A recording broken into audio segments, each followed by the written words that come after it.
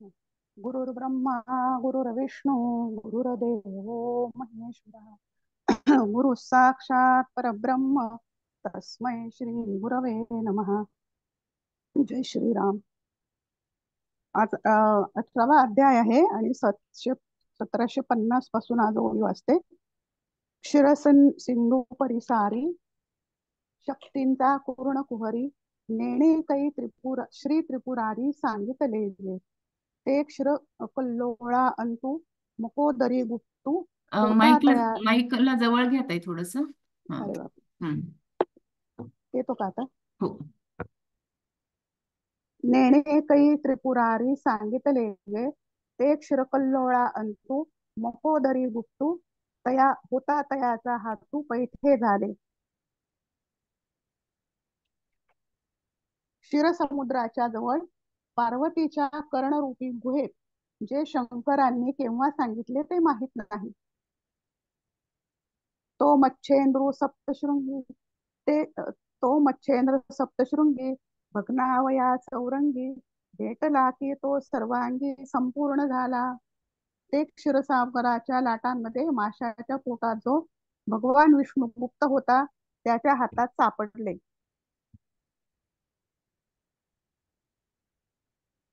मग समाधी अवत्या भोगावी वासनातया ते मुद्रा श्री गोरक्षराया दिधली म्हणी.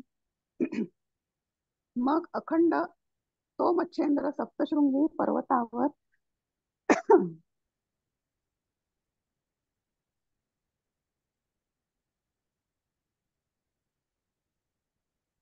ते तो मच्छेंद्र सप्तशृंगी पर्वतावर हातपाय तुटलेल्या चौरंगीनाथाला भेटला व चौरंगीनाथांनी सर्वांगाने संपूर्ण झाला. 53. मग झाली 54. मग समाधी अखंड तेणे योगाब्जी निधी सरोवरू विषय विध्वंसिक वरू तिये पदी का सर्वेश्वरू अभिषेकिले. मग अखंड समाधी एकसारखी भोगावी या इच्छेने ते वर्म मच्छिंद्रनाथाने गोरख रायाला दिले. थोडं खालीवर व्हायला लागले. पूर्ण आधी ओव्या वाचून घ्या आणि मग अर्थ वाचा, हरकत नाही. बरं, ठीक आहे, हा. चालेल. मग समाधी अव्यया भोगावी वासनातया ते मुद्रा गोरक्षराया दिधली तेने योगा विधी सरोवरी विषय सैकविरू तिये पदी का सर्वेश्वरू अभिषेकेले. मग तिन्ही जे शांभव अद्वयानंद वैभव संपादिले सप्रभव गहिनीनाथा तेणे कळी कळीतू भूता आला देखो निवृत्ता ते आज्ञा निवृत्तीनाथा दिधली ऐसी ना आदि गुरु शंकरा शिष्याला लागोनी शिष्य परंपरा बोधाचा हा संसारा झाला तो अमुता तो हा तू घेऊन अवघा कळी गिळतया जीवा सर्व प्रकारे धावा कृपा वेगी आधीच तव तो कृपाळू मग गुरुज्ञेचा बोलू झाला तैसा वर्षा काळू खवळणे मेघा. 60 पर्यंत वाचता. मच्छेंद्रनाथ सप्तशृंगी पर्वतावर हातपाय तुटलेल्या चौरंगीनाथाला भेटला व चौरंगीनाथांनी सर्वांगाने पूर्ण झाला. मग तो अखंड एकसारखी समाधी भोगावी या इच्छेने ते वर्म मच्छिंद्रनाथांनी गोरक्षनाथाला दिले. ते सर्वेश्वर मच्छिंद्रनाथांनी योगरूपी कमळाचे सरोवर व विषयाचा नाश करण्यास शूर असे जे ते गोरक्षनाथ या समाधी पदाच्या ठिकाणी अभिषेक केला. मग त्या गोरक्षनाथांनी ते शंकरापासून परंपरेने प्राप्त झालेले अद्वैत आनंदाचे ऐश्वर सामर्थ्यासह श्री गहिनीनाथास दिले. कली या प्राण्यांनी खरोखर ग्रासित झाला आहे असे पाहून त्या गहिनीनाथांनी श्री निवृत्तीनाथांना आज्ञा दिली ती अशी की जो आद्य गुरु जो शंकर त्याच्यापासून शिष्य परंपरेने हा जो बोधाचा लाभ आमच्यापर्यंत आला तो हा सर्व घेऊन तू कलीकडून गिळल्या जाणाऱ्या सर्वांना जीवांना सर्व प्रकारे संकटातून सोडवण्यासाठी सत्वर मदत कर. मेघांना वर्ष काळाची जोड मिळाली म्हणजे जे जोराची वृष्टी करतात त्याप्रमाणे स्वभावता कृपाळू असलेल्या श्री निवृत्तीनाथांना यावर गुरु आज्ञेचा निरोप मिळाला.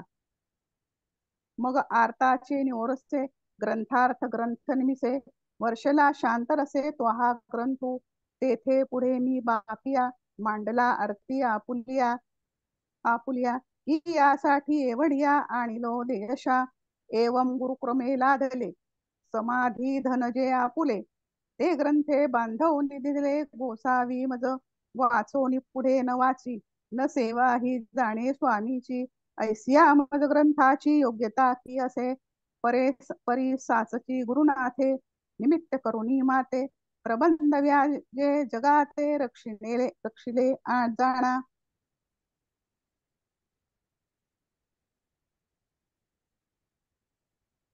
मग पीडित प्राणांच्या दयाने गीतेचा अर्थ जुळवून सांगण्याच्या निमित्ताने निवृत्तीनाथांकडून जी शांत रसाची वृष्टी झाली तोच हा गीतेवरील टीकारूपी ग्रंथ होय. तेव्हा मी चातक पक्षी आपल्या उत्कट इच्छेने पुढे येऊन उभा राहिलो. त्यामुळे मी एवढ्या यशाला आणलो गेलो.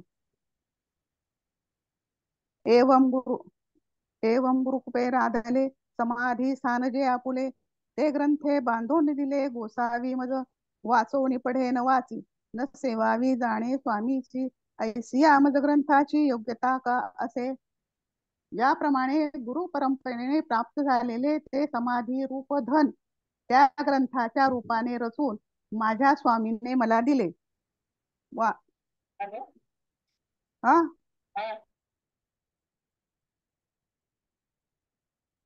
वाचोनी पढे न वाची न सेवा ही जाणे स्वामीची ऐसिया मजग्रंथाची योग्यता का असे परिसासची गुरुनाथे निमित्त करुणी माते प्रबंध व्याजे जगाते रक्षिले जाणा.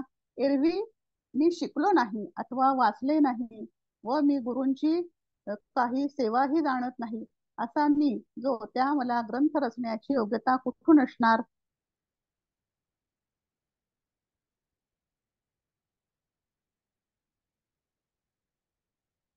तरी पुरोहित गुणे मी बोलिलो उरे पुणे ते आम्ही माऊलीपणे उपहासी जो शब्द जैसा घडिजे रमेई कैसे पाच चढिजे अलंकारू म्हणजे कायते नेणे. तरी गुरूंचा पुरोहित म्हणून मी काही काम कमी जास्त बोललो असेल ते तुम्ही माऊलीप्रमाणे सहन करावे. शब्द कैसा घडिजे प्रमेयी कैसा पिचडजे अलंकारू म्हणजे काय ते नेणे. तरी शब्द कसा बनवावा चढत्या प्रमेयाने व्याख्यान कसे करावे व साहित्यशास्त्रातील अलंकार म्हणजे काय हे मला ठाऊक नाही. साई खेडियाची बाहुले चालवित्या सूत्राचे निचाले तैसे माते दावित बोले स्वामी जो माझा. सूत्री बाहुले चालवणाऱ्याच्या सूत्राने चालते त्याप्रमाणे मला दाखवीत म्हणजे पुढे करून माझे गुरु बोलत आहेत. या लागी मी गुणदोष विशी क्षमा विना विशेष जे मी संजात ग्रंथलो देख आचार्य की. या कारणास्तव गुणदोषांविषयी मी विशेष क्षमा मागत नाही कारण माझ्या गुरूंनीच उत्पन्न केलेल्या ग्रंथांची मी रचना केली आहे. आणि तुम्हा संतांची सभे जे उणवेसी ठाके उभे ते पूर्ण नोहे तैलाभे तुम्हा सीची कोपे. आणि तुम्हा संतांच्या सभेत जर काही उणीव शिल्लक राहील आणि तर जर पुरी होणार नाही तर तुमच्यावरच्या प्रेमाने रागवता येईल. सिवतलिया ही परिसे लोहत्वाची उदासे न मुकीजे आयसे तैकोणा बोलू. ओहळे हेच करावे जे गंगेचे अंग ठाकावे मग गंगाची नव्हे ते तैका तैतो काही करी म्हणून भाग्य योगे बहुवे तुम्हा संतांचे मी पाये पातलो आता किलो हे उणे अंगी.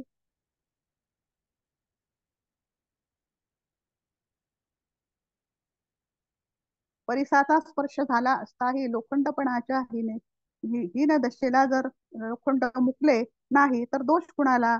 ओहळाने हे करावे की गंगेच्या प्रवाहाला जाऊन मिळावे मग तो देखील गंगा झाला नाही तर त्याने काय करावे?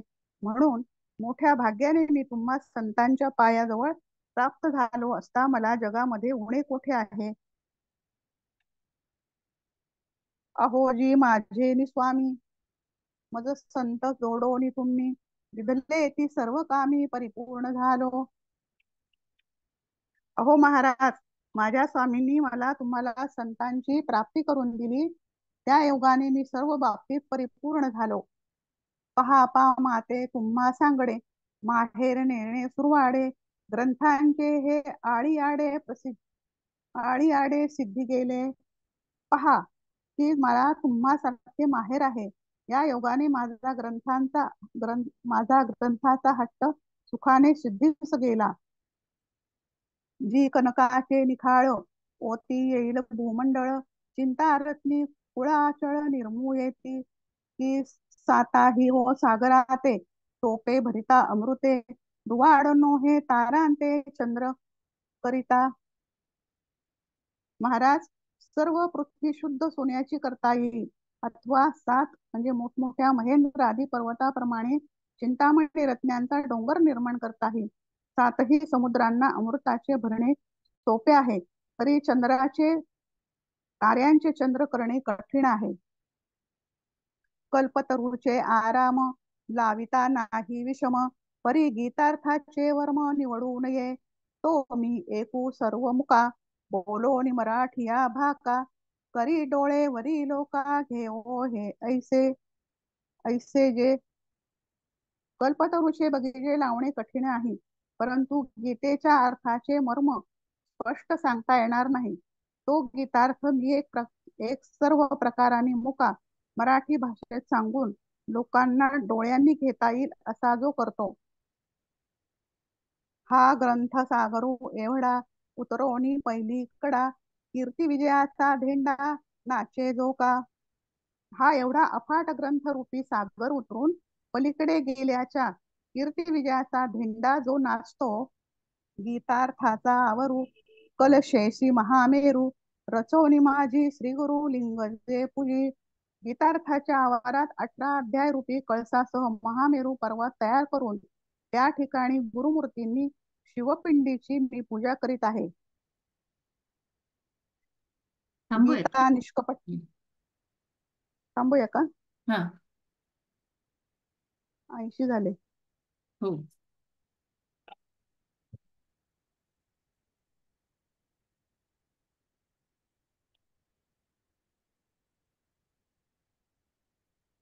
इथे या पहिल्या 6-7 ओव्यांमध्ये ज्ञानेश्वर महाराजांनी आपल्या गुरुविषयी सांगितलेले, गुरु परंपरा कशी आहे ती सांगितलेली आहे.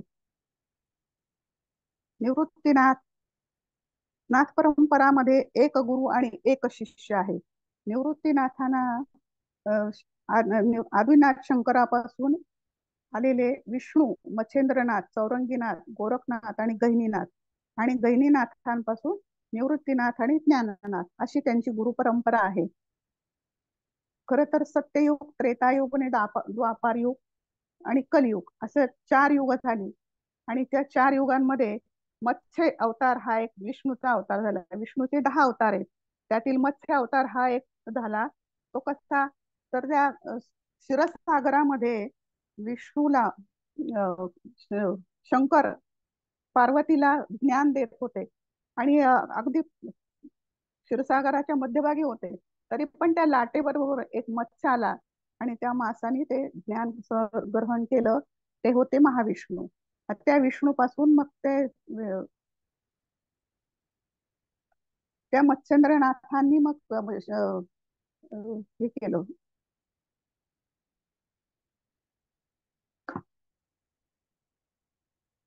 मच्छेंद्रनाथांनी सप्तशृंगी पर्वतावर चौरंगीनाथाला ते ज्ञान दिलं, समाधी अखंड कशी भोगावी ते ज्ञान नंतर मच्छेंद्रनाथांनी गोरक्षनाथांना दिलं.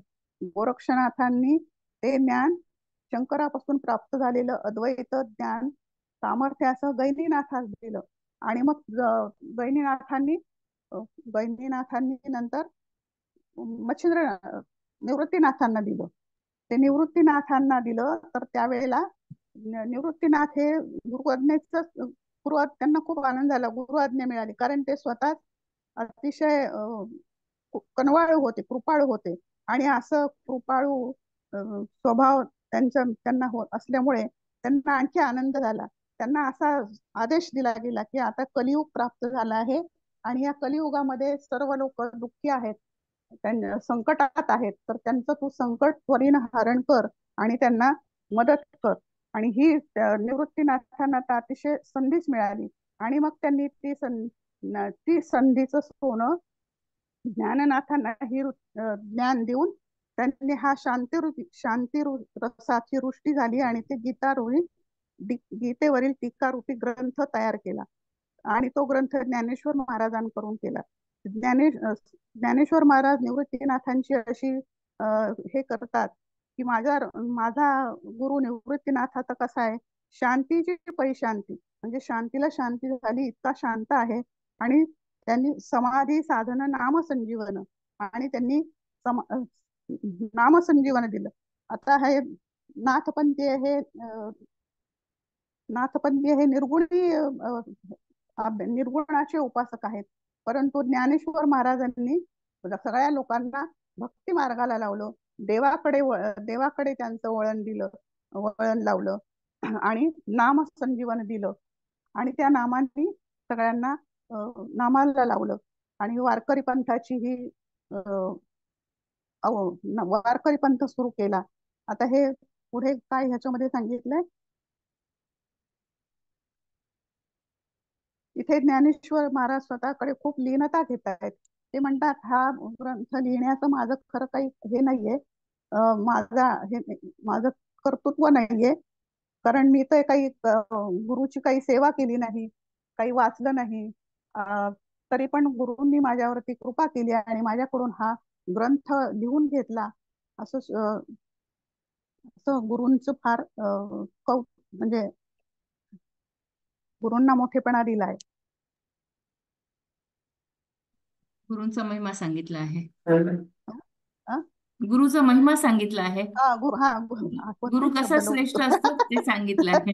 हो, गुरुचा महिमा सांगितलेला आहे. आणखी कोणी सांगताय का? कोणतरी म्हणत होतं मी सांगते म्हणून.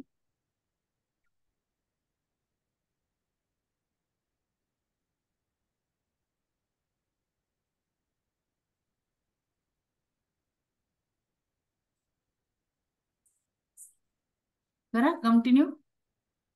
करू का? म्हणजे बोलू का हे वाचू?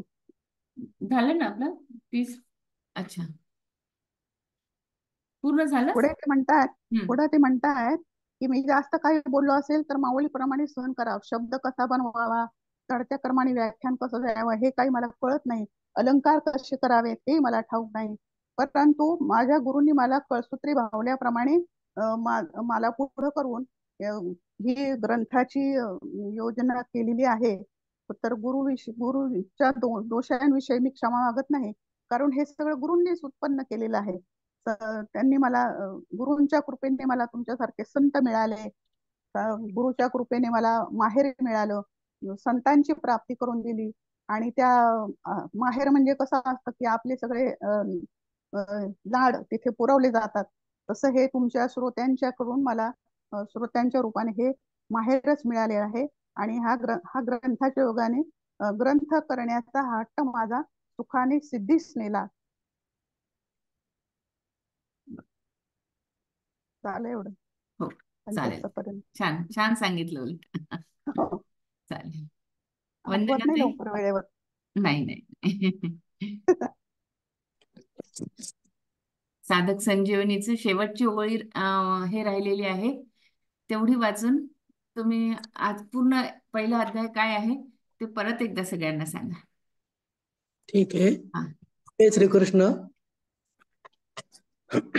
गुरुर ब्रह्मा गुरु विष्णू गुरुदेव महेश्वरा, गुरु साक्षात परब्रह्म तस्मै श्री गुरुवे नमः. ब्रह्मानंदं परमसुखदं केवलं ज्ञानमूर्तिं द्वंद्वातीतं गगनसदृशं तत्त्वमस्यादिलक्ष्यं एकम नित्यविमलमचलम सर्वादि साक्षीभूतम भावातीतं त्रिगुणरहितं सद्गुरुं तं नमामि सद्गुरुं तं नमामि सद्गुरुं तं नमामि। श्री सच्चिदानंद सद्गुरु श्रीपाद बाबां की जय। श्री सच्चिदानंद सद्गुरु रामदास बाबां की जय। श्री सच्चिदानंद सद्गुरु नारायण बाबां की जय। अवधूत चिंतन श्री गुरुदेव दत्त गोपाल कृष्ण भगवान की जय। अध्याय पहिला, शेवटचा 47वा श्लोक आहे गीतेचा। संजय उवाच एवमुक्त्वार्जुन संखे रथोपस्थ उपाविशत् विसृज्य शररं चापं शोक संविघ्न मानसाः।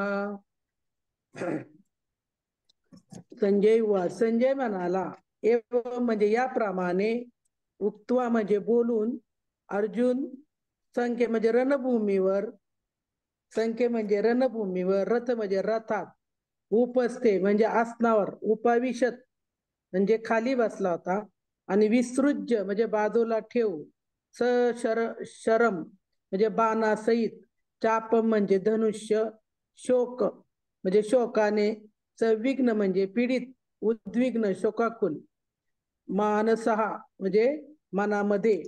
संजय म्हणाला की रणभूमीवर याप्रमाणे बोलून झाल्यानंतर अर्जुनाने आपले धनुष्यबाण बाजूला टाकले आणि मनामध्ये अत्यंत शोकाकुल होऊन रथामध्ये खाली बसला। तात्पर्य की आपल्या शत्रूच्या व्यूहरचनेचे अवलोकन करताना अर्जुन रथामध्ये उभा होता, पण तो शोकाने इतका व्याकुळ झाला होता की त्याने आपले धनुष्यबाण बाजूला ठेवून तो पुन्हा खाली बसला व भगवत भक्तीमधील अशी दयाशील आणि सहृदय व्यक्ती म्हणजे आत्मज्ञान प्राप्त करण्यास सर्व प्रकारे योग्य आहे अशा या अर्जुनाला काय झाला, मोह प्राप्त झाला, आणि त्या मोहाविषयी तो इतका त्याला शोक झाला की त्यांनी धनुष्य बाजूला ठेवला आणि हातातलं बाण वगैरे सगळं बाजूला टाकले, आणि तो काय झाला, रथाखाली उतरला आणि म्हणू लागला की रथावरून खाली उतरल्या तर अत्यंत दुःखाने व्याप्त झाला होता तो। आणि संजय म्हणतो, राजा की आणखी असे झाले की त्याने धनुष्यबाण टाकून दिले व डोळ्यातून सारख्या त्याच्या अश्रुधारा वाहू लागल्या की आता अर्जुनास दुःख झालेले पाहून वैकुंठनाथ श्रीकृष्ण त्यास कशा रीतीने तत्वज्ञानाचा बोध करतात बघा, पुढच्या अध्यायात सांगितले। आणि ती पुढे येणारी सविस्तर कथा उत्सुकतेने आपण काय करू, निवृत्तीदासांच्या मुखातून, निवृत्तीदासांचे दास श्री ज्ञानेश्वर महाराजांच्या मुखातून ऐकता येईल। त्याच्यावर नंतर पहिल्या अध्यायात आजच्या संपूर्ण जे युद्ध कुरुक्षेत्रावरती जी घटना घडली नाही का, महाभारताची सुरुवात कशामुळे झाली, कुरुक्षेत्रातील युद्ध स्थळात सैन्याचे निरीक्षण करत होते बघा। धृतराष्ट्र उवाच, पहिलाच श्लोक आहे, धर्मक्षेत्रे कुरुक्षेत्रे। तात्पर्य सांगितलं की धर्मक्षेत्र आणि कुरुक्षेत्र कुठं आहे की जिथे भगवद्गीता आहे मोठ्या प्रमाणावर वाचले जाणे आस्तिक्य वादी विज्ञानी। साधा आहे का, गीता एक शास्त्र, भगवद्गीता एक शास्त्र म्हणे साधे आहे का, कारण सारांश की गीता महात्म्यामध्ये दिलेला आहे आणि त्या ठिकाणी सांगण्यात आले आहे की मनुष्याने भगवान श्रीकृष्णाच्या भक्ताच्या मदतीने भगवत भक्तीचे अत्यंत काळजीपूर्वक अध्ययन केले पाहिजे। मनुष्याने काय केले पाहिजे, आता धर्मक्षेत्र सांगितले। आता आपण जन्माला आलो हेच कुरुक्षेत्र आहे, म्हणजे युद्ध आहे आपलं, जन्माला आल्यापासूनच युद्ध चालू झाले पहा आपलं। आणि ही गोष्ट ज्या मनुष्याच्या म्हणे भगवद्गीता, ज्याच्या जीवनामध्ये भगवद्गीता आली त्याला कोणत्या पद्धतीने जाणून घ्यावी याबद्दल स्पष्ट उदाहरण त्यांनी सांगितले, गीतेमध्ये सांगितले की भगवद्गीता कशी जाणून घ्यायची, की प्रत्यक्ष भगवद्गीता भगवंताच्या श्रवण करून जाणून घेतली। कुणी, अर्जुनाने मुखातून, भगवंताच्या मुखातून प्रत्यक्ष अर्जुनाने जाणून घेतली। मग एखाद्या अशा वैयक्तिक हेतू करीत रहित गुरु शिष्य परंपरेमधून ज्ञान जाणून घेण्या इतपत भाग्यवान असेल. एखादाच सांगितला, सगळे सांगितलेत का? एखादा, की गुरुच्या मुखातून ज्ञान जाणून घेण्यासाठी भाग्यवान असेल तोच काय होईल? समग्र वैदिक ज्ञान तसेच जगातील इतर सर्व शास्त्रामधील ज्ञान त्याला समजते. सर्व वैदिक तत्वज्ञान सांगितलं. वैदिक तत्वज्ञान जे काय आहे ते गुरुमुखातूनच कळतं. आणि भगवद्गीतेचे दुर्मिळ वैशिष्ट्य आहे की हे ज्ञान साक्षात पुरुषोत्तम भगवान श्रीकृष्णांनी सांगितल्यामुळे परिपूर्ण असे आस्तिक्यवादी ज्ञान आहे, नाही का? की साक्षात ते काय झाले? भगवान परमेश्वराचे म्हणजे श्रीकृष्णाच्या मुखातून आले. आणि ते कुणी सांगितले? भगवान श्रीकृष्ण सांगितले. म्हणून महाभारतात वर्णिलेली धृतराष्ट्र आणि संजय यांनी केलेली चर्चा ही या श्रेष्ठ तत्वज्ञानाचा मूलभूत आधार आहे. ही चर्चा सांगितली. कुणी सांगितले? संजयाने. कुणाला सांगत होते? धृतराष्ट्राला सांगत होते. आणि पुरातन वैदिक काळापासून पवित्र तीर्थ क्षेत्र असणाऱ्या कुरुक्षेत्रावर या ठिकाणी गीतेमधील तत्वज्ञान सांगण्यात आले. जिथं पवित्र जागा बांधली जाते कुरुक्षेत्र, आणि तिथं म्हणे हे गीतेचं तत्वज्ञान सांगण्यात आले. आणि आपल्याला समजून येते असं की स्वतः भगवंतानी ते जेव्हा या पृथ्वी तलावर होते तेव्हा मानव समाजाच्या मार्गदर्शनाकरिता हे ज्ञान सांगितले. मग हे धर्मक्षेत्र म्हणजे जेथे धार्मिक कार्य केले जातात असे ठिकाण. आणि कुरुक्षेत्र काय सांगितलं की जिथं युद्ध होतं, म्हणजे पुरुषोत्तम श्री भगवान हे अर्जुनाच्या बाजूने उपस्थित होते कुरुक्षेत्रावरती. म्हणजे प्रत्यक्ष देव त्याच्या पाठीमागे होता. मागे पुढे उभा राहे सांभाळीत आलिया घातनीवर आया. मग अशा वेळीच प्रत्यक्ष भगवान श्रीकृष्ण अर्जुनाच्या मागे उभे होते. आणि मग ते पिता धृतराष्ट्र आपल्या पुत्रांविषयी म्हणजे विजयाचा अगदी साशंक होता की त्यामुळे आपल्याला सचिव संजय याच्याकडे विचारणा केली त्यांनी, बाबा की निर्धारयुक्त असं काहीतरी सांग की तिथं नाही का धाकटा भाऊ पांडुपुत्राचे मुलं कशा तयारीने आलेत हे सांग म्हणे. मग ते कुरुक्षेत्रावर रणभूमी वरती एकत्र आले असल्याची त्याला पुरेपूर खात्री होती. परंतु त्याला काय होती? भीती होती मनामध्ये धृतराष्ट्राच्या. कारण तिथं स्वर्गातील देवतांसाठी सुद्धा पूजनीय असे स्थान म्हणजे उल्लेख करून करत आले आहे अशा पवित्र कुरुक्षेत्रावर युद्ध करायचे ठरले होते. आणि अशा ठिकाणी श्रीकृष्णांनी काय केलं? पांडवांच्या बाजूने श्रीकृष्ण उपदेव स्वतः प्रत्यक्ष उभे होते. आणि यासाठी दृष्टीने युद्धभूमीवरील परिस्थितीबद्दल त्याच्याकडे विचारणा केली. परंतु पांडव धृतराष्ट्र पुत्र होते, दोघेही एकच कुटुंबातील होते. हे चुलते पुतणे होते नाही का? पांडव पुतणे होते. परंतु धृतराष्ट्राचे अंतर्मन उघडे करून दाखवण्याकरिता त्याने मुद्दाम पुत्राचा कुरु म्हणून उल्लेख केला आहे. कारण पांडव पुत्रांना कुळाच्या वारसा हक्कातून वगळले होते. म्हणजे मुद्दाम शत्रू म्हणून त्याला उल्लेख केले. कारण कोणत्याही धृतराष्ट्राचा आपल्या पुतण्याशी म्हणजे पांडुपुत्रांशी असणारा विशिष्ट संबंध सहजपणे जाणू शकतो. प्रारंभी केलेल्या चर्चेवरून हे निश्चित आहे की ज्याप्रमाणे भाताच्या शेतातून अनावश्यक तृण काढून टाकले जाते त्याप्रमाणे धर्मपिता भगवान श्रीकृष्णाच्या उपस्थित कुरुक्षेत्रावर तृणवताच्या धृतराष्ट्राच्या पुत्रांसहित इतर सर्वांचा समूळ नायनाट केला जाईल. आणि युधिष्ठिर प्रमुख असल्यामुळे धार्मिक वृत्तीच्या लोकांची स्थापना स्वतः भगवंतच करतील. म्हणून धर्मक्षेत्रे व कुरुक्षेत्रे या शब्दाचा ऐतिहासिक आणि वैदिक महत्व सांगितले. विशेष महत्व आहे. नंतर धृतराष्ट्र हा जन्मताच आंधळा होता. मग तो जन्मताच आंधळा असल्यामुळे तो आध्यात्मिक दृष्टी सुद्धा आंधळाच होता. कारण त्याला आपल्या समोर आध्यात्मिक ज्ञान बाबतीत अंध आहे. आणि जन्मापासून पुण्यवान असणाऱ्या पांडवांबरोबर आपल्या मुलांचा कधीच सलोखा होणार नाही. त्याला माहिती होतं की जन्मापासून पुण्यवान कोण आहेत? पांडवपुत्र आहेत. आणि हा काय जन्मताच आंधळा असल्यामुळे तो आध्यात्मिक ज्ञानाबद्दल पण आंधळाच होता. आणि पांडुपुत्र पुण्यवान होते म्हणून तरी सुद्धा तीर्थस्थळाच्या प्रभावाबद्दल त्याला शंका होती. की धृतराष्ट्राने युद्धभूमीवर परिस्थितीबद्दल केलेली हेतुपूरक विचारणा संजय जाणून होता. म्हणून विषण्ण उद्विग्न झालेल्या राजाला त्याला प्रोत्साहित करायचे होते आणि म्हणून त्यांनी खात्रीपूर्वक राजाला पटवून दिले की पवित्र धर्मक्षेत्रात च्या प्रभावाखाली त्याचे पुत्र काय करतील, कोणतीही तडजोड करणार नाहीत.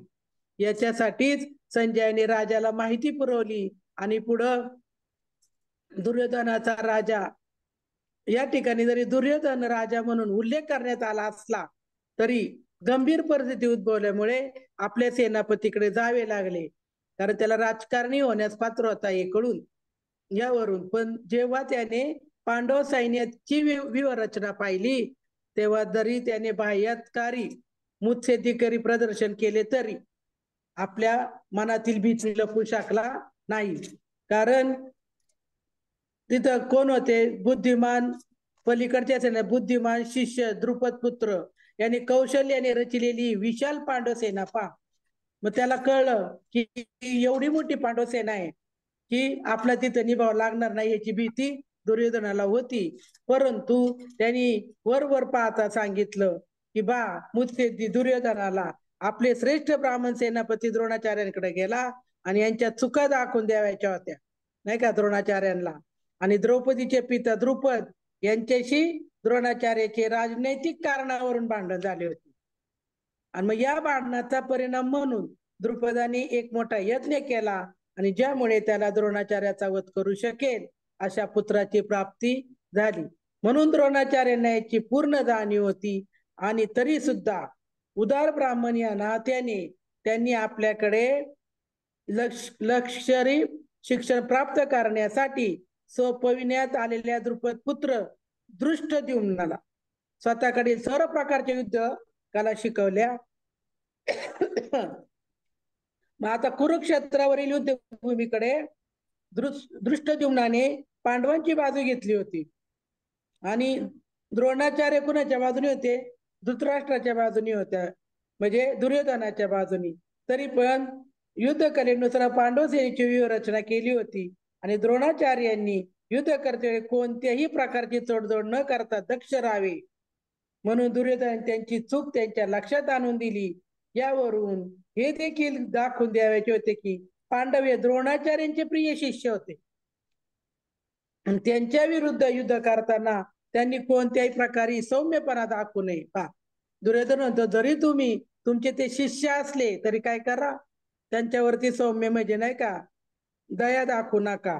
मग अर्जुन हा तसा बुद्धिमान होता आणि सर्वात प्रिय शिष्य होता, तर अशा प्रकारचा सौम्यपणा युद्धात पराभूत का होण्यास कारणीभूत होऊ शकतो किंवा ठरू शकतो असंही दुर्योधनाला वाटलं. म्हणून त्यांनी काय केलं, तसा इशारा द्रोणाचार्यांना दिला. मग द्रोणाचार्य बलशाली आणि निपुण होते युद्धकलेमध्ये, पण दृष्टद्युम्न काही फारसा मोठा अडथळा नव्हता त्यांना.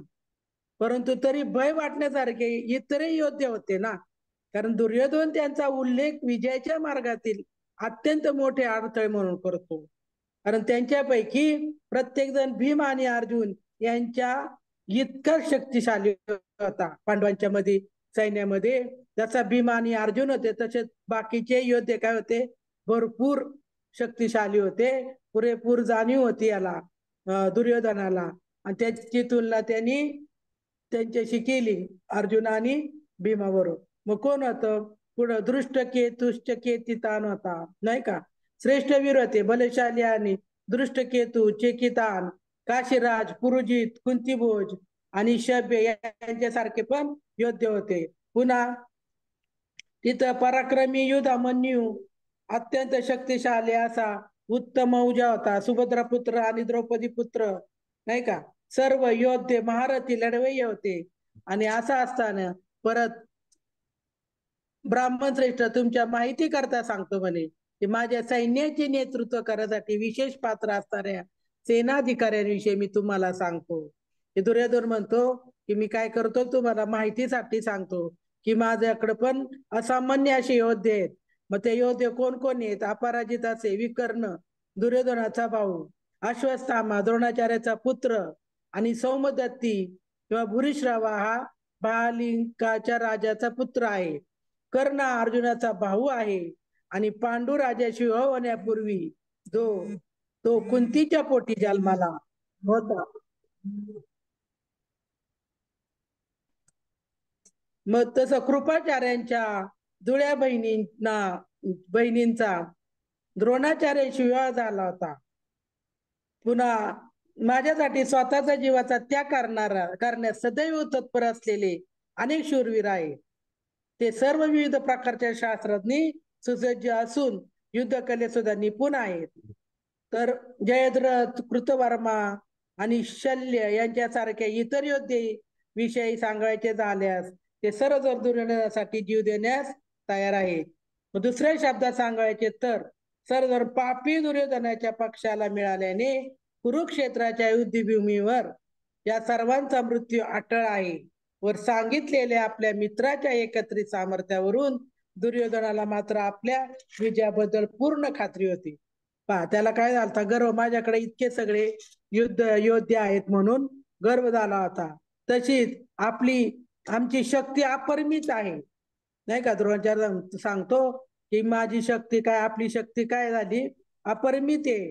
कारण माझ्याकडे पितामह म्हणजे भीष्म यांच्यासारखे आपण पूर्णपणे सुरक्षित आहोत, नाही का. ते सुद्धा आपल्याकडनं आहेत.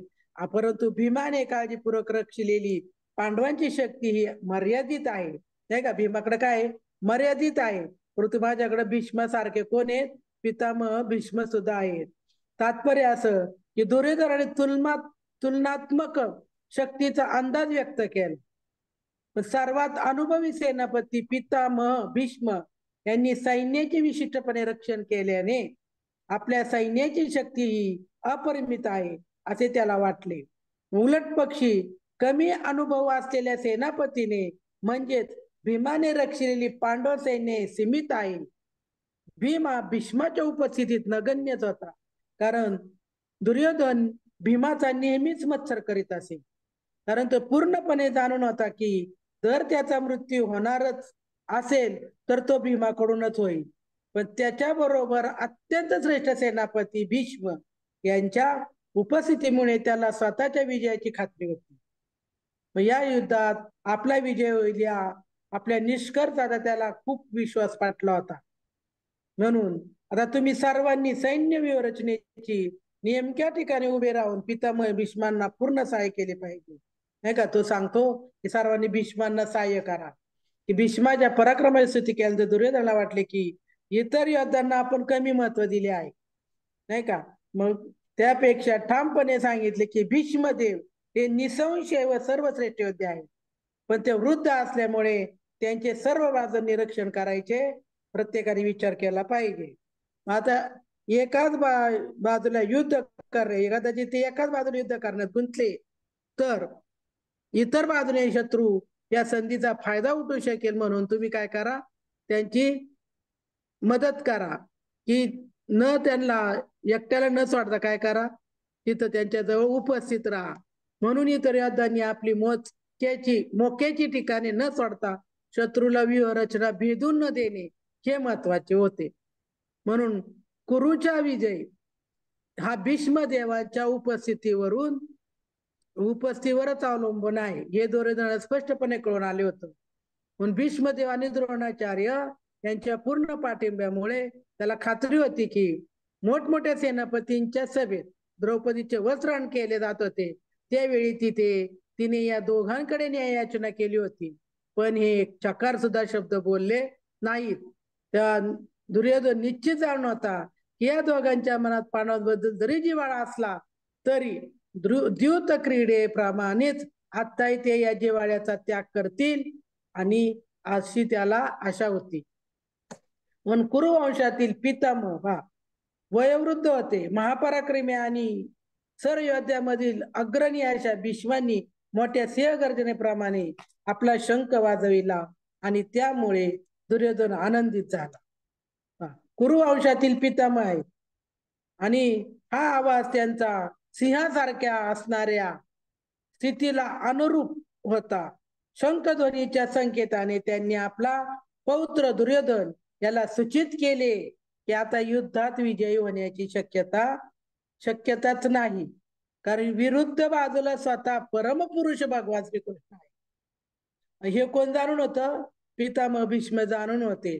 तरी सुद्धा युद्ध करणे हे कर्तव्य होते आणि यामध्ये ते कोणतेही कसर सोडणार नाही. म्हणे बघा की भीष्माचार्यांनी काय करावं, ज्याची कावी पोळी त्याची वाजवावी टाळी, या न्यायाप्रमाणे ते द्रोणाचार्य बाजूनी होते. बघा, द्रोणाचार्य आपल्या दुर्योधनाच्या बाजूनी होते, कारण दुर्योधनाचं अन्न सेवन करत होते, म्हणून ज्याची कावी पोळी त्याची वाजत आहे, कारण ते अधर्माच्या बाजूला होते. त्यांना माहिती होतं की धर्म कोणत्या बाजूला आहे, ज्या बाजूला श्रीकृष्ण भगवान आहेत त्या बाजूला धर्म आहे. परंतु दुर्योधनाकडे असल्यामुळे त्यांनी काय केलं, दुर्योधनाला सांगून दिलं की मी काय करतो, आता माझं कर्तव्य करतोय. मग त्यानंतर जसं शंख ढोल बेरी नगारे तुतारे आणि रणशिंगे एकदम वाजू लागली आणि त्यात एकत्रित इतका भयंकर, अत्यंत भयंकर असा आवाज व्हायला लागला की दुसऱ्या बाजूला शुभ्र अश्वांनी सुद्धा युक्त असा एक महान रथ, नाही का, शुभ्र अश्व होते त्या रथाला, आणि त्या रथामध्ये कोण बसलेलं होतं, भगवान श्रीकृष्ण आणि अर्जुन यांनी आपले काय केले, दिव्य शंख वाजवले. आणि मग भीष्मदेवांनी वाजवलेल्या शंखाची तुलना करताना श्रीकृष्ण आणि अर्जुन यांनी वाजवले शंखांचे दिव्य म्हणून वर्णन करण्यात आले आहे. कारण दिव्य शंखाच्या नादाने असे सूचित करण्यात आले की पांडवांच्या पक्षात कोण आहे, भगवान श्रीकृष्ण आहे, आणि विरुद्ध पक्षाला विजयाची आशा नव्हती. कारण जयस्तु पुत्रानाय एषा पक्षे जनार्दना, म्हणजे पांडुपुत्रासारख्या व्यक्तीचाच नेहमी विजय होतो. कारण भगवान श्रीकृष्ण ज्याचे सहाय्यकारी, विजय कुणाच्या बाजूने, जो सत्य आहे त्याच्या बाजूने होतो, जो धर्माला धरून चालतो म्हणे त्याच्या बाजूने, कारण भगवान श्रीकृष्ण त्यांचे सहकारी होते. आणि ज्या ठिकाणी भगवंत असतात त्या ठिकाणी लक्ष्मी सुद्धा असते, कारण लक्ष्मी देवी आपल्या पतीशिवाय कधी एकटी राहत नाही. म्हणून विष्णू किंवा भगवान श्रीकृष्ण यांच्या शंखामधून उत्पन्न झालेल्या दिव्य शंखध्वनीद्वारे कळून आले की भाग्य आणि विजय अर्जुनाची वाटच बघत आहेत.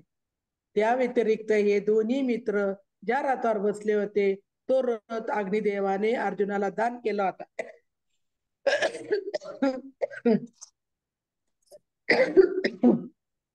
हे आपल्या लक्षात आलेच असेल की हा त्रिलोकी कुठे फिरवला तरी तो निश्चितपणे सर्व विजय प्राप्ती करू शकतो.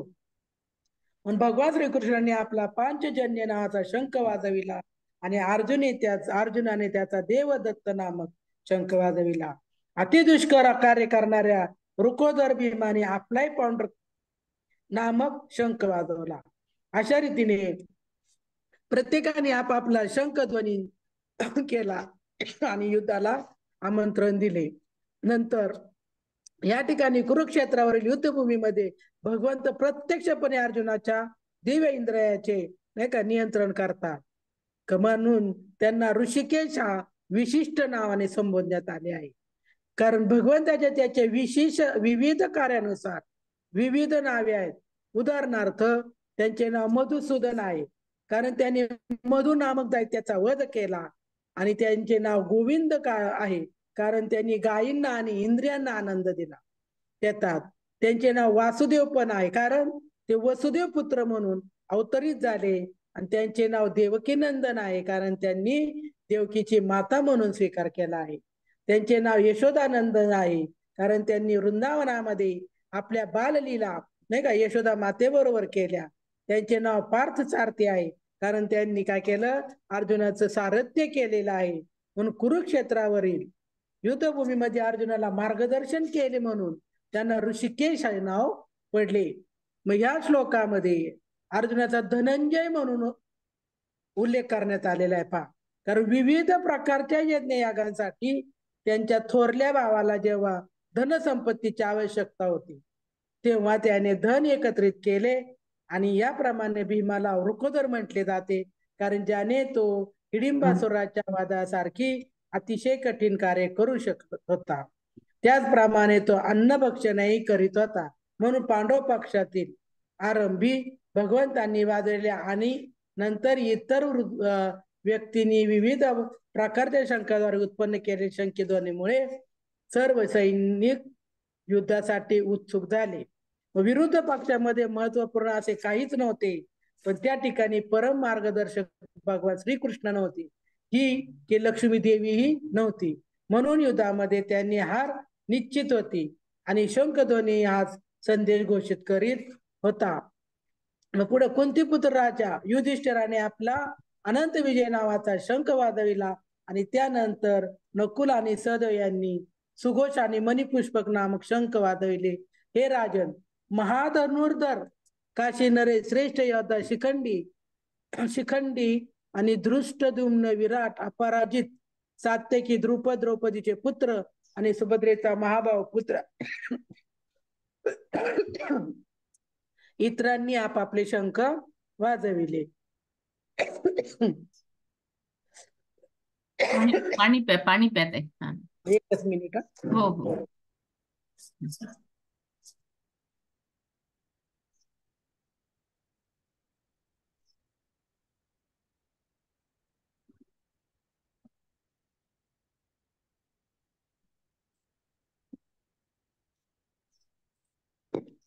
बरोबर आहे ना ताई? हो हो.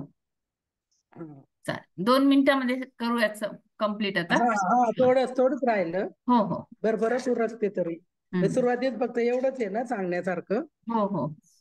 आणि मग नंतर इथे युद्धाला आरंभ होण्यास थोडाच कालावधी असताना नाही का श्रीकृष्णाद्वारे मार्गदर्शित पांडव सेनेने अपेक्षित व्यूहरचना पाहून पण धृतराष्ट्रपुत्र म्हणजे दुर्योधन पण अर्जुनाच्या ध्वजावरील हनुमानाचे चिन्ह हे विजयाचे आणखी एक लक्षण आहे. राम रावण युद्धामध्ये हनुमानाने प्रभू श्रीरामचंद्रांना सहाय्य केले होते आणि राम आणि हनुमान दोघे अर्जुनाला सहाय्य करण्यासाठी त्यांच्या रथावरती आरूढ होते. मग भगवान श्रीकृष्ण म्हणजे स्वतः श्रीराम आहेत आणि नित्यसेवक हनुमान नाही का त्यांचा रामाचा सेवक नित्यसेवक हनुमान आहे. मग हे असताना स्वतः भाग्यलक्ष्मी श्रीमती सीतादेवी सुद्धा तेथे उपस्थित होत्या. म्हणून कोणत्याही शत्रूकडे अर्जुनाला भयभीत होण्याचे कारण नव्हते आणि सर्वथा मुख्य गोष्ट म्हणजे इंद्रियांचे स्वामी स्वतः भगवान श्रीकृष्ण मार्गदर्शन प्राप्त तेथे हजर होते आणि भगवंतांनी निर्माण केलेल्या आशादायक परिस्थितीमुळे युद्धामध्ये निश्चितपणे विजय होण्याची खात्री होती. म्हणून अर्जुन म्हणाला, हे अच्युता कृपया माझा रथ दोन्ही सैन्यामध्ये घेऊन चल म्हणे, कारण मला काय करायचंय त्या सर्व युद्ध करण्याची इच्छेने प्रेरित झालेल्या ज्यांच्यावर मला भयंकर असे शास्त्रास्त्र स्पर्धेमध्ये संघर्ष करायचा आहे त्या सर्व उपस्थित आहे त्यांना एकदा पाहू दे म्हणे, नजरे घालू दे. ज्या वेळेस भगवान श्रीकृष्णांनी रथ मध्ये नेऊन उभा केला त्यावेळेस अर्जुनाने पाहिले अरे हे तर सगळे आपले कोण आहेत, नातेवाईक आहेत नाही का. त्याने भूरिश्रवासारख्या आपला वडिलांचा समवयस्क व्यक्तींना पितामह भीष्म नाही का, सोमदत्त, द्रोणाचार्य, कृपाचार्य, गुरुतुल्य द्रोणाचार्य सर्व पाहिले. आणि मग काय झालं, तो घाबरला. दुर्योधनासारखे भाऊ, लक्ष्मणासारखे पुत्र, अश्वत्थामासारखा मित्र, कृतवर्मासारखे हितचिंतक आणि इत्यादी सर्व व्यक्तींना पाहिले आणि मग विचार केला की अरे देवा हे काय म्हणे, हे तर सगळे माझेच आहेत नाही का, मी कुणाला मारायचं. समोर पाहिलं युद्ध करणारे जे माझ्यावर युद्ध करायला आलेत ते इच्छेने प्रेरित आहेत, ते सगळे माझे नातेवाईक आहे, मित्र आहे, पाहुणे आहेत नाही का, आणि भाऊ आहे नाही का, भीष्मासारखे आजोबा, या सगळ्या द्रोणाचार्यासारखे गुरु आहेत, कृपाचार्यासारखे. आणि मी काय करू, ह्यांच्याशी युद्ध करू का?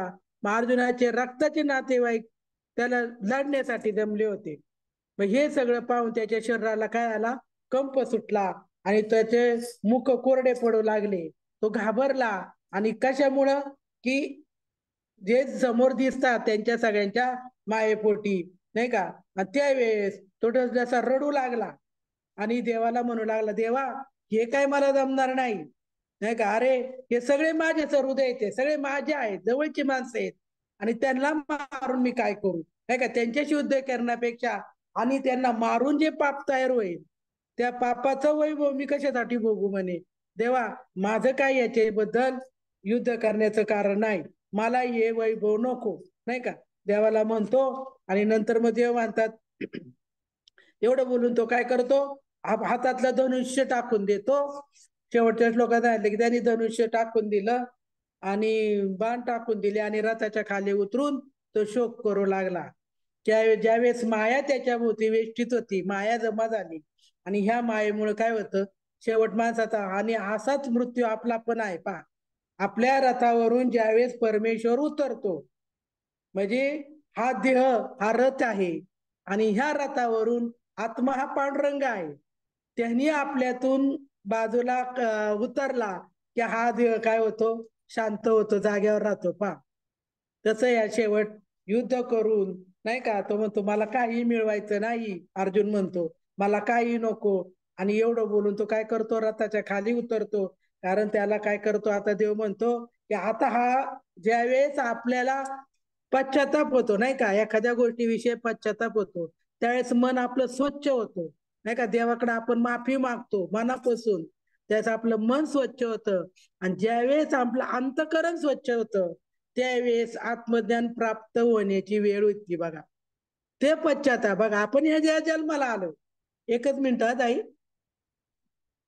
आपण ह्या जन्माला आलोय, परंतु ह्या जन्माला येऊन आपल्याला करावं काय हे जर कळलं नाही ना, की शेवटची वेळ एक मनुष्य जन्म चुकल्यावर मग फेरा पड, ही शेवटची पाळी आहे, आपल्याला मनुष्य जन्म प्राप्त झालाय आणि हा जर कळला नाही ना तर काही उपयोग होणार नाही. तेव्हा देव म्हणतात की आता काय झालंय, भगवद्गीता मधील आता येशील नाही का, अर्जुन काय झालाय, त्याला पश्चाताप झालाय संपूर्ण बाजूनी, तो काय आला, अगदी विवळ झालाय की ह्यांना मारायला नको, पण तो मोह माझ्या आयात अडकलेला आहे आणि आता त्याला काय करण्याची गरज आहे, बाहेर काढण्याची गरज आहे.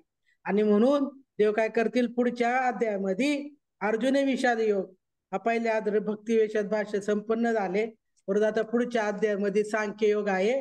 आणि मग आपल्याला ते काय करतील पुढं, ज्या प्रकारे अर्जुनाची समजूत काढली नाही का, की बाबा येथे कोणी नव्हे रे कोणाचे, अंती जाणे एकल्याचे, तेव्हा तू तुझं कर्म कर, तू क्षत्रिय आहे नाही का, तुझं कर्म कर, तुझं क्षत्रिय धर्माचं पालन कर, हे पुढच्या अध्यायामध्ये श्रीकृष्ण भगवान अर्जुनाला सांगतील. आणि त्यांना पुढच्या अध्यायामध्ये सांख्ययोगामध्ये कशा पद्धतीने सांगितले ते पुढच्या अध्यायात आपल्याला ऐकायला मिळेल पुढच्या ताईंकडनं नाही का. जय श्रीकृष्ण. एवढं बोलून मी इथंच थांबते, कारण पुढे पण काही कार्यक्रम आहेत. का संपला वेळ? छान ताई, सुंदर सांगितलं जाते, पूर्ण समग्र जय झालं जय श्रीकृष्ण ताई. छानपैकी. चालेल, खूप सुंदर सांगितलं. शिल्पाताई, शेवटचं आता एकच गीत हलकं फुलकं.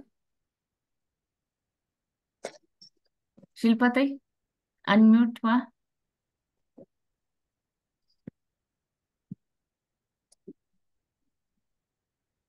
शिल्पाताई, हा ताई उद्या नसेल नाहीये वाचन? उद्या एकादशीचं पारायण असणार आहे, तर उद्या वाचन नसणार आहे. ठीक आहे ठीक, मी परवा एक अभंग म्हणन मग. बरोबर, हरकत नाही. ठीक आहे, करा सुरू शिल्पाताई. Ask to unmute. अनम्यूट करत आहे मी तुम्हाला. हा, ऐकू येत आहे? हो हो हो, ऐकू येते. हॅलो, हो ऐकू येत? हो हो, येत आहे येत आहे येत आहे. हॅलो.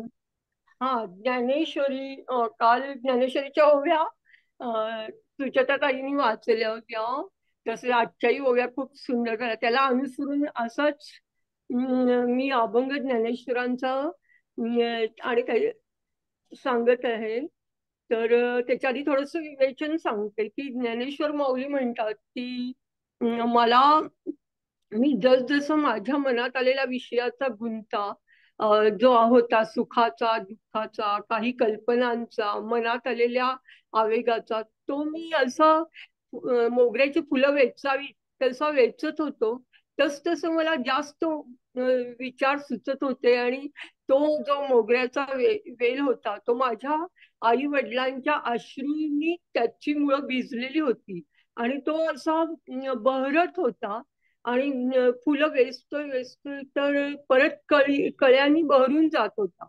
असा बहरत साऱ्या विश्वात संपूर्ण ज्ञानेश्वरांचा भक्तिमय प्रवास अगदी गगनापर्यंत जाऊन पोचला होता. म्हणून त्यांनी नम्रतेने म्हटले की हा गगना वेरीपर्यंत गेलेला आहे. असं नम्रतेने ज्ञानेश्वर माऊली म्हणतात.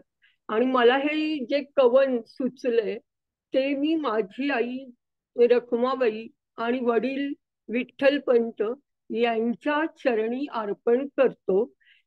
शब्द आहेत, मोगरा फुलला, मोगरा फुलला, मोगरा फुलला, मोगरा फुलला, मोगरा फुलला, मोगरा फुलला, फुले वेचिता बहरू कळियासी आला, फुले वेचिता बहरू कळियासी आला, मोगरा फुलला, मोगरा फुलला, इवली से रोटियां लावियले दारी, तयाचा वेलू गेला गगनावेरी, तयाचा वेलू गेला गगनावरी, इवले से रोटियां लावियले दारी, तयाचा वेलू गेला गगनावरी, मोगरा फुलला, मोगरा फुलला, मनाची एक गुंती गुंफिला शेला, मनाची एक गुंती गुंफिला शेला, बाप रखुमा देवी वरी विठ्ठले अर्पिला, बाप रखुमा देवी वरी विठ्ठले अर्पिला, मोगरा फुलला, मोगरा फुलला, मोगरा फुलला, मोगरा फुलला, फुले वेचिता बहरू कळियासी आला, फुले वेचिता बहरू कळियासी आला, मोगरा फुलला, मोगरा फुलला. जय श्री कृष्ण. राधे राधे. जय श्री कृष्ण. जय श्री कृष्ण सगळ्यांना. जय श्रीकृष्ण. खूप छान ताई, सुंदर म्हणलं तर, अगदी मोगरा फुलला. कालच्या हो ज्ञानेश्वरीची वाचनाची आवड हे झाली. ओव्याला अनुसरून म्हटलं हो असं म्हणजे गीत म्हणावं. बरोबर. सुंदर अगदी. हो, सगळ्या- चालेल. हो, चला, thank you. उद्या एकादशी आहे आणि आज आपला एक पूर्ण अध्याय संपलेला आहे. उद्या परवाच्या दिवशी ज्ञानेश्वरी सुद्धा आपलं 18 अध्यायांचं पारायण संपणार आहे. परत आपण ज्ञानेश्वरी पहिल्यापासून सुरू करणार आहोत. आज संपली असती खरं तर, पण अजूनही हो, 25 एक ओव्या आहेत, त्यामुळे मग थांबवून घेतलं की एकदमच एवढा लोड नको म्हणून थांबवलं. हो, हो. चालेल. चला, सगळ्यांना जय श्रीकृष्ण. जय श्री कृष्ण. जय श्री